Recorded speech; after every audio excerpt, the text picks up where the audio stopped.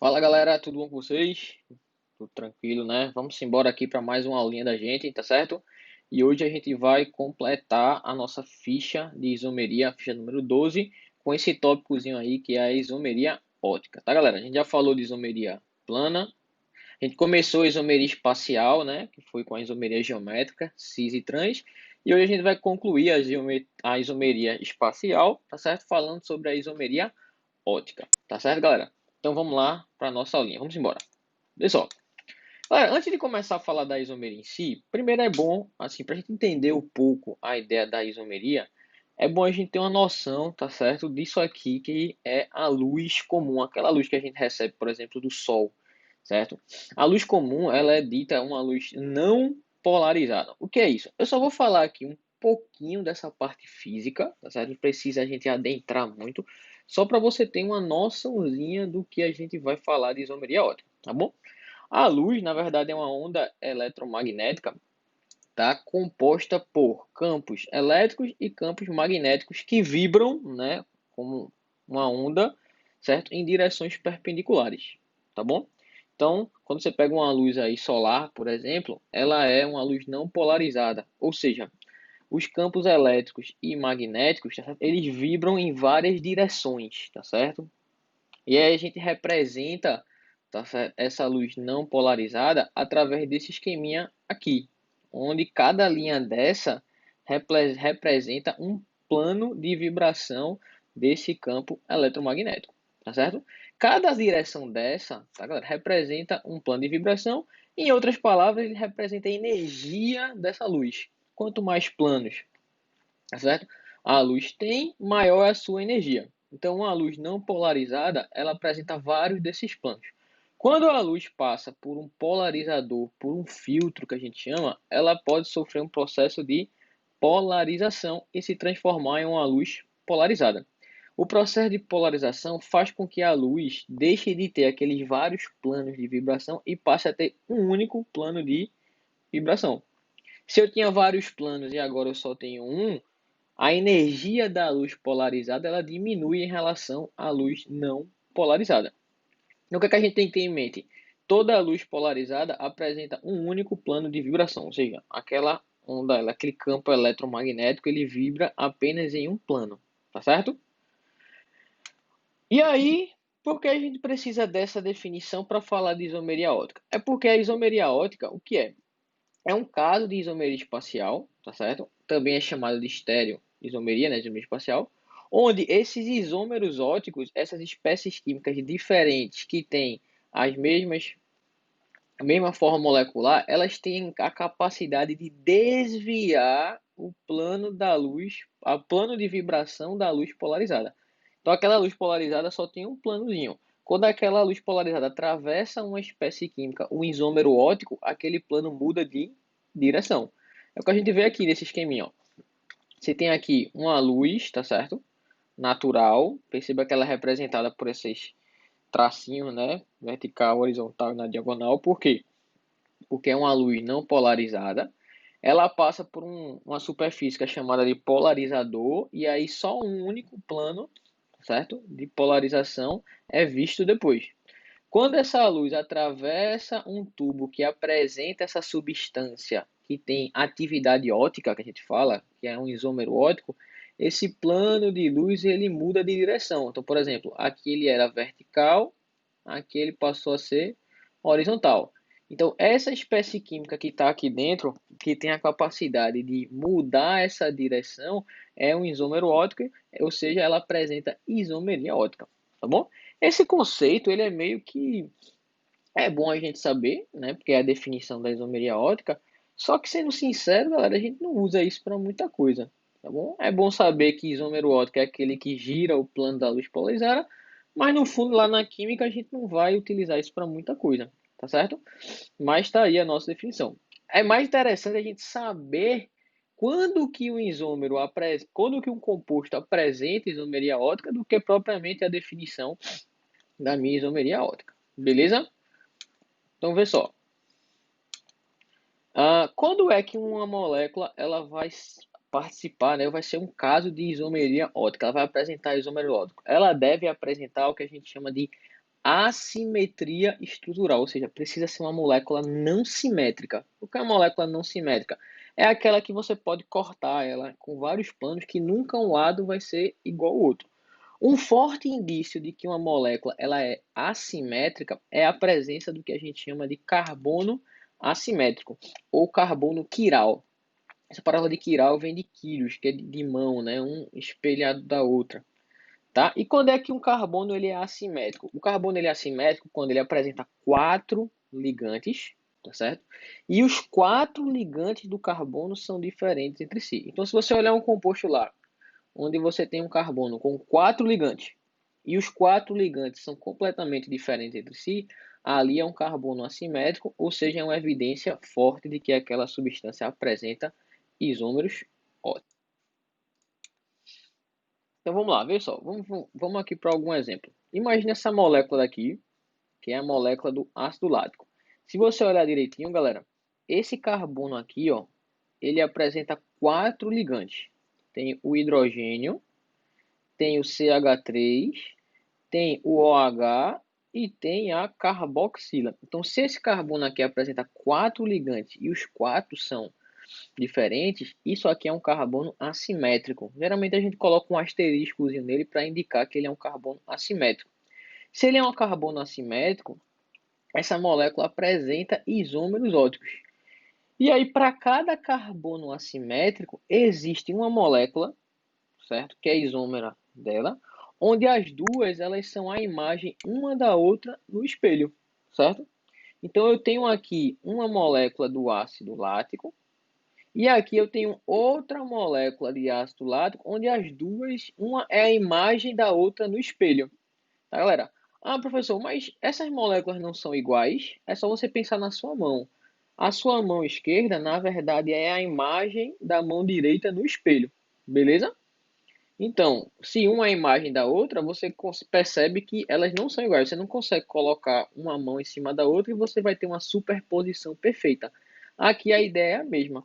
Toda vez que uma molécula é a imagem da outra no espelho, elas não são iguais, certo? Elas não são iguais, ou seja, elas são moléculas diferentes e se tem a mesma fórmula molecular, elas são isômeras entre si, certo? Só para representar, ó, se você for tentar encaixar ligante com ligante, ó, hidrogênio com hidrogênio, hidroxila com hidroxila, os outros dois ligantes vão ficar em posições diferentes. Então, essas duas espécies químicas, onde uma é a imagem da outra do espelho, elas não são iguais. Tá, galera? Quando você tem duas moléculas, onde uma é a imagem da outra no espelho, elas recebem uma nomenclatura específica. Essas duas moléculas, além de serem isômeros óticos, obviamente, são chamadas de antípodas óticas, de enantiômeros ou enanciômeros. Geralmente você ouve a primeira ou a segunda terminologia, antípodas óticas ou enantiômeros. O que são isso? São duas espécies químicas isômeras, né, óticas, onde uma é a imagem da outra no espelho. Tá certo? Quando isso acontece, galera, sempre eu vou ter um dos isômeros, ele é chamado de destrógeno e outro é chamado de levógeno. Essa terminologia tem a ver com aquele desvio do plano da luz, lembra? Um isômero óptico sempre desvia o plano da luz polarizada. Um dos isômeros desvia para a esquerda, o outro dos isômeros desvia para a direita, tá certo? Então, o destrógeno desvia para a direita, o levógeno desvia para a esquerda, tá certo? O detalhe é que a gente não consegue saber só olhando quem desvia para qual lado, mas a verdade é certa. Se um é o destrógeno, o outro é o levógeno. Se um é o levógeno, o outro é o destrógeno, certo? Você não vai conseguir saber qual deles é o destrógeno ou levógeno, mas se um gira para a direita, é porque o outro isômero gira para a esquerda. Quando você pega uma mistura, tá, galera? Onde você tem a mesma quantidade em mols do destrógeno e a mesma quantidade em mols do levógeno, a gente chama isso de mistura racêmica, tá certo? As misturas racêmicas, elas não têm a capacidade de girar o plano da luz. Por quê? Porque metade das moléculas gira para a direita, metade das moléculas gira para a esquerda. No saldo, não vai ter desvio para canto nenhum, tá certo? E aí, como é que já dá essa nomenclatura? Os dois são moléculas de ácido lático. Como um é o destrógeno e o outro é o levógeno, a gente chama um de ácido delático, certo? Que é o destrógeno, e a gente chama o outro de ácido L-lático, que é o levógeno. Beleza? Então essa seria a nomenclatura. Olha esse exemplo aqui, ó. Se você olhar direitinho, galera, essa molécula maior, ela apresenta dois carbonos assimétricos. Se você olhar para esse carbono daqui, ó, eu tenho 4 ligantes. O hidrogênio, o C-O-OH, a hidroxila e todo esse ligante aqui, o resto todinho, a gente conta como quarto. Então, como os quatro são diferentes, ele é um carbono assimétrico. Tá aqui o asterisco. A mesma coisa serve para esse daqui, ó. Hidrogênio, CH3, C-OH e todo esse ligante aqui, tá certo? Como os quatro ligantes são diferentes, eu tenho aí outro carbono assimétrico. Para cada carbono assimétrico, galera, para cada um deles, tá certo? Eu tenho dois isômeros óticos diferentes. Então, eu tenho aqui, ó, essa molécula A e a imagem dela no espelho, que é a molécula B, e tenho a molécula C e a imagem dela no espelho, que é a molécula D. Então, para cada carbono quiral ou para cada carbono assimétrico, eu tenho dois isômeros óticos. Como é que a gente chama, galera, aquelas duas espécies onde uma é a imagem da outra no espelho? São enantiômeros. Então, o A, ele é enantiômero do B. E o C, ele é enantiômero do D. Por quê? Porque o A e o B, um é a imagem do outro do espelho. O C e o D, um é a imagem do outro no espelho. Tá certo? Então, nesse caso, para dois carbonos quirais, eu tenho 4 isômeros óticos. Só que se você olhar direitinho, galera, o A e o C, eles são isômeros, certo? Porque tem a mesma forma molecular e são diferentes. São isômeros óticos, que estou no caso de isomeria ótica, só que um não é a imagem do outro no espelho. A mesma coisa serve para o D e para o B. Eles são isômeros óticos, só que um não é a imagem do outro no espelho. Quando você tem isômeros espaciais, isômeros óticos, onde um não é a imagem do outro no espelho, eles recebem uma outra denominação. Que denominação é essa? A gente diz que eles são diastereoisômeros. Então, enantiômeros é quando um é a imagem do outro no espelho. Diastereoisômeros é quando eles são isômeros óticos, eles têm carbono quiral lá, só que um não é diretamente a imagem do espelho do outro. É como se fosse o A e o C, e aqui o B e o D. É só uma terminologia que você pode encontrar aí em algumas provinhas que você vai fazer. Beleza? Os isômeros óticos, galera, eles apresentam as mesmas propriedades físicas e químicas. Porém, eles apresentam diferentes propriedades fisiológicas. O que é a propriedade fisiológica é como aquela substância, como aquela estrutura, ela interage com o seu organismo. E aí, isômeros óticos, né, o destrógeno e o levógeno, eles têm propriedades fisiológicas diferentes. E aí, às vezes, que causa, né, que a gente encontra grandes problemas. Onde é que você vai encontrar muito isso? Geralmente em medicamento. A grande parte dos medicamentos são substâncias que apresentam isomeria ótica. Então, quando o medicamento ele é produzido em mesmas quantidades do destrógeno e do levógeno. É muito difícil você prevalecer ou dar preferência a um dos isômeros. Geralmente, quando um composto que apresenta isomeria ótica ele é formado tanto no isômero D como no isômero L. Só que aí, muitas vezes, um dos isômeros, ele tem a propriedade lá que eu quero, sei lá, tirador, tira enjoo, e o L, ele pode ter uma propriedade não, um efeito, digamos assim, não muito bom. Pode ser que não tenha efeito nenhum, que é um caso interessante, mas pode ser que ele tenha um efeito muito ruim, que aí entra naqueles efeitos colaterais lá, né, que a gente tem lá nos medicamentos, certo? Então, geralmente, esses efeitos colaterais, né, você toma um remédio que ele tira o enjoo, mas muda a pressão, sei lá, ou então ele tira a dor de cabeça, mas dá sono, né? Isso geralmente está relacionado com isômeros óticos. Um caso muito famoso disso foi o caso da talidomida, que é um medicamento aí que foi utilizado há um tempo atrás, hoje em dia a gente não usa mais, que é uma substância, né, um medicamento que apresenta essa substância daí, era muito utilizada para tratamento de enjoo de gestantes, certo?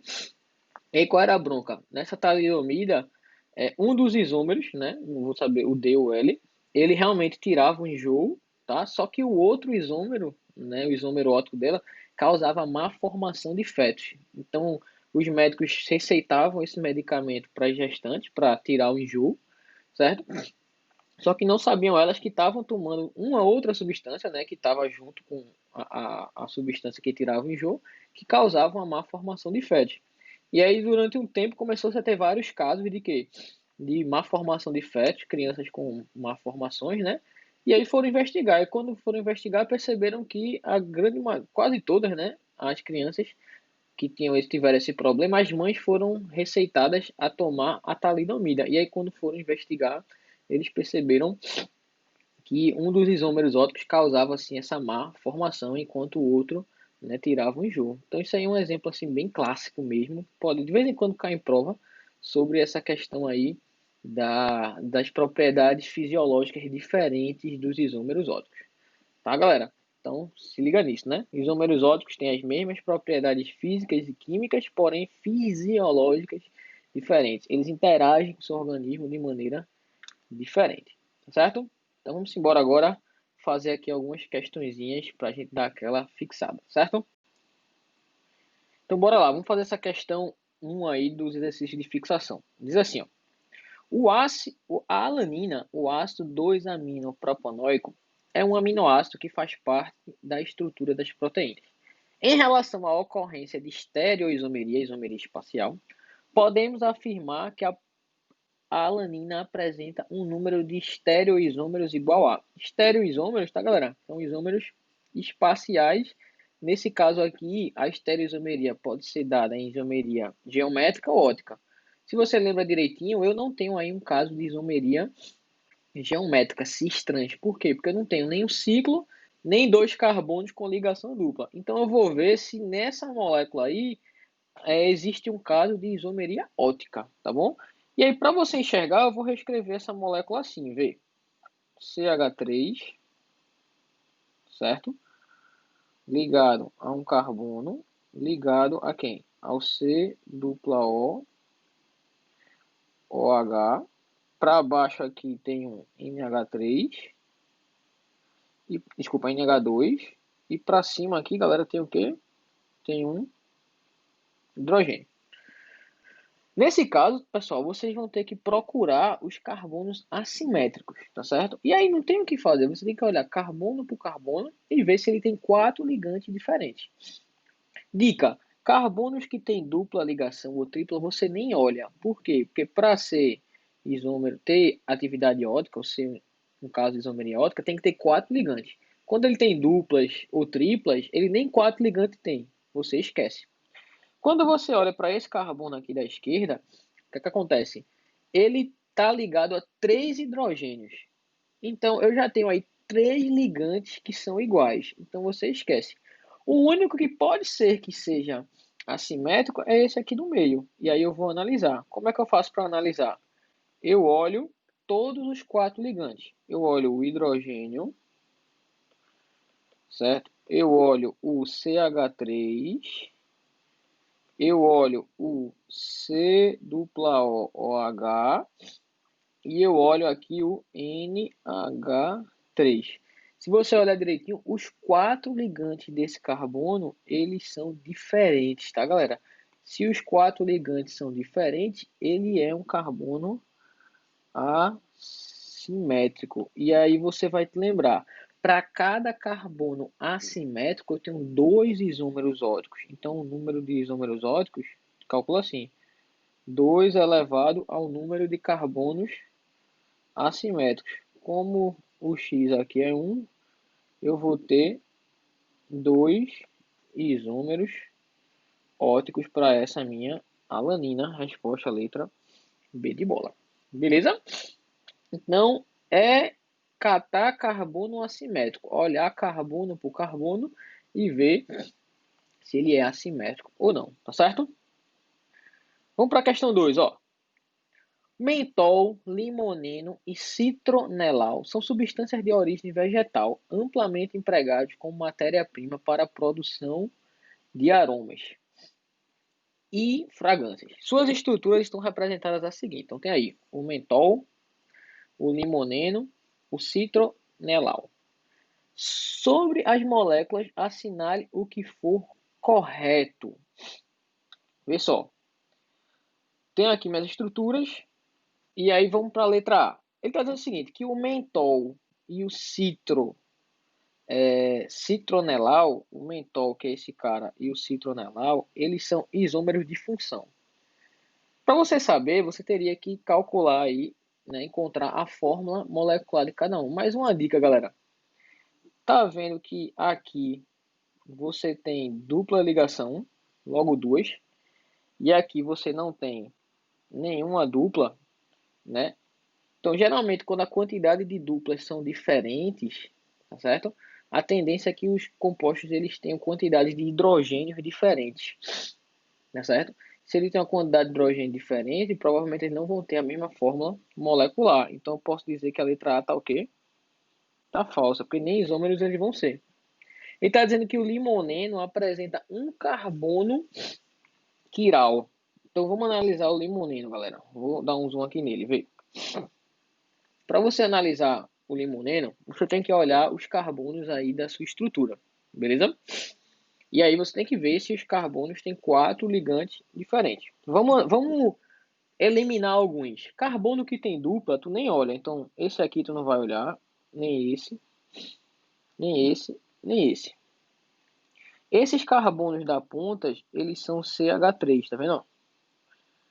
CH3. E aí, de cara, cada carbono desse já tem 3 ligantes iguais. Então, tu nem olha para ele. Então, vai ficar sobrando esses carbonos daqui para eu saber se eles são quirais ou não. Quando você analisa esses daqui, ó, e coloca os hidrogênios,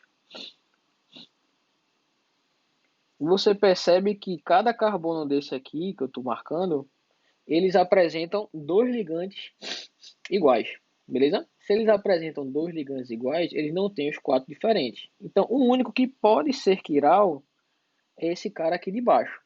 E aí eu vou analisar ele. Para isso, eu vou tirar esses desenhos todinho aqui que eu fiz, tá certo?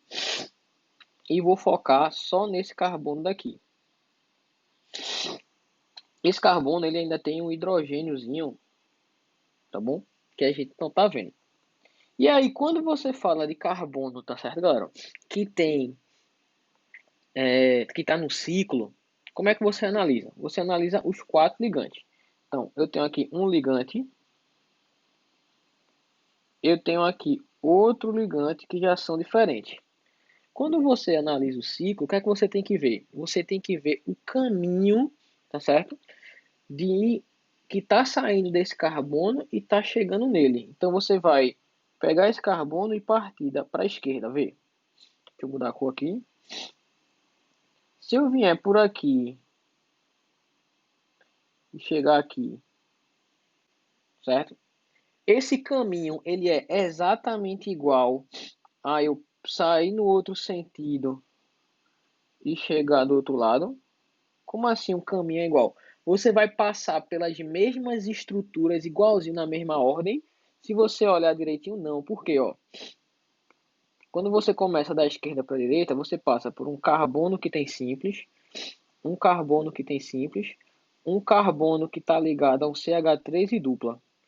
Se você for pelo outro caminho, você passa primeiro por um carbono que tem simples, depois por um carbono que já tem uma dupla, que é diferente desse carbono aqui do outro lado. Então, como esses dois caminhos eles são diferentes, eu digo que esses dois ligantes desse carbono também são diferentes. E se eles são diferentes, esse cara daqui vai apresentar os 4 carbonos, desculpa, os 4 ligantes diferentes, ou seja, vai ser um caso de isomeria geométrica, ou desculpa, de isomeria ótica, certo? Então, de fato, o limoneno, tá bom? Ele tem um carbonozinho quiral, ou seja, a resposta é a letra B de bola, certo? Como é que seria um caso, você deve estar se perguntando, para esse carbono aqui não ser assimétrico, certo? Um caso dele não ser assimétrico era se não existisse essa ligação dupla aqui, ó. Se não existisse essa ligação dupla, esse caminho para a esquerda no sentido horário seria exatamente igual ao caminho para a direita no sentido anti-horário. É só você se ligar que essa parte de cima, esse ciclo, ele é todo simétrico. Então, o caminho por um lado é igual ao caminho pelo outro. Aí, nesse caso, você não teria um carbono quiral. Mas como tem essa dupla ligação aí, você vai ter sim um carboninho quiral. Tá certo, galera? Beleza? Realmente, nesse caso de cíclicos, né? Talvez seja um pouquinho de nada mais chatinho de procurar, mas é só você olhar o caminho como um todo. Se você perceber que o caminho é diferente, já é um caso, já tem aí dois ligantes diferentes.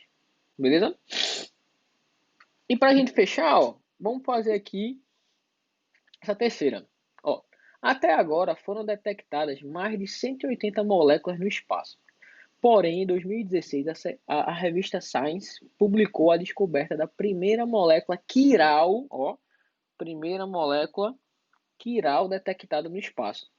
A descoberta foi feita analisando-se as ondas de rádio provenientes de uma parte fria de uma nuvem de poeira e gás do centro da nossa galáxia, conhecida por Sagitário B2. Esse efeito, esse feito aumenta o interesse por novas pesquisas para se compreender a quiralidade dos fenômenos naturais. A descoberta também cria expectativas de se encontrar no espaço algumas das substâncias responsáveis pelos processos vitais dos organismos vivos. Então, a pergunta da questão é bem simples, ó. Qual substância foi encontrada no espaço? Então, no texto diz que a substância encontrada ela é o quê? Quiral, ou seja, ela é assimétrica, ou seja, ela apresenta um carbono quiral. Então, das 5 substâncias aqui, galera, eu vou analisar quais delas apresentam carbono quiral. Eu vou começar pela letra E, beleza? Na letra E, galera, se você olhar direitinho, ó, deixa eu botar aqui os carbonos. Deixa eu botar aqui no cantinho, ó, CH3, CH3, CH3, H2 e H2. Então, todos esses carbonos da ponta apresentam 3 hidrogênios na ligação. Então, você nem olha para eles. Esse daqui, ó, ele já apresenta 2 hidrogênios. Se ele apresenta 2 hidrogênios, ele também não é quiral. O único carbono que pode ser que seja quiral é esse aqui de baixo. E aí, vamos analisar ele. Nesse carbono aqui de baixo, o que é que eu tenho? Deixa eu botar o hidrogênio que está faltando. Eu tenho aqui, ó, o hidrogênio como ligante. Tem esse cara aqui todinho. E tem esses dois daqui, um CH3 e outro CH3. Perceba que esses dois ligantes aqui, galera, eles são iguais. Se eles são iguais, esse carboninho aqui que eu estou analisando, ele não é um carbono quiral. Porque dos 4 ligantes, 2 são iguais. Então, eu já descarto a letra E. Quando eu vou analisar aqui esse letra D, cuidado, tá, galera? Para ter atividade ótica, para ser quiral, a molécula tem que ter assimetria, ela tem que ser assimétrica. Se você olhar direitinho, se eu passar um traço aqui nessa letra D, a parte de cima é completamente igual à parte de baixo. Então, só olhando assim macroscopicamente, digamos, eu percebo que essa molécula ela é simétrica. Então, se ela é simétrica, ela não é quiral. Então, exclua a letra D. O mesmo serve para a letra C. Ó. Se eu passar um tracinho aqui, um plano, o lado direito fica exatamente igual ao lado esquerdo. Ou seja, essa molécula ela não é quiral, ela não é uma molécula assimétrica. Então, você esquece ela. Na letra B, o que é que a gente tem? A gente tem esse carbono aqui, que apresenta 2 hidrogênios como ligante. Se ele apresenta 2 hidrogênios como ligante, galera, então ele não é quiral. O único que pode ser, por exclusão, é a letra A. Como é que eu analisaria a letra A? Posso analisar assim, ó, vou escrever ela melhor. O, H2C, C. Aí aqui tem um H, aqui tem um CH3, certo? Então bora lá. Eu tenho um hidrogênio como ligante, tenho um CH3. E aí eu vou analisar agora, não está no ciclo, eu vou analisar os dois caminhos. Será que os dois caminhos são iguais? Se eu sair aqui nesse sentido, vai ser igual a eu sair no outro sentido, galera. Vai não, porque no sentido horário eu passo por um CH2 e por um O. E no anti-horário eu passo pelo O e depois pelo CH2, perdão. Então eu vou passar por estruturas diferentes, ou seja, os caminhos também são diferentes. Se os caminhos são diferentes, o que é que eu posso dizer? Esse cara daqui é um carbono assimétrico e aí de fato eu vou ter como resposta a letra A.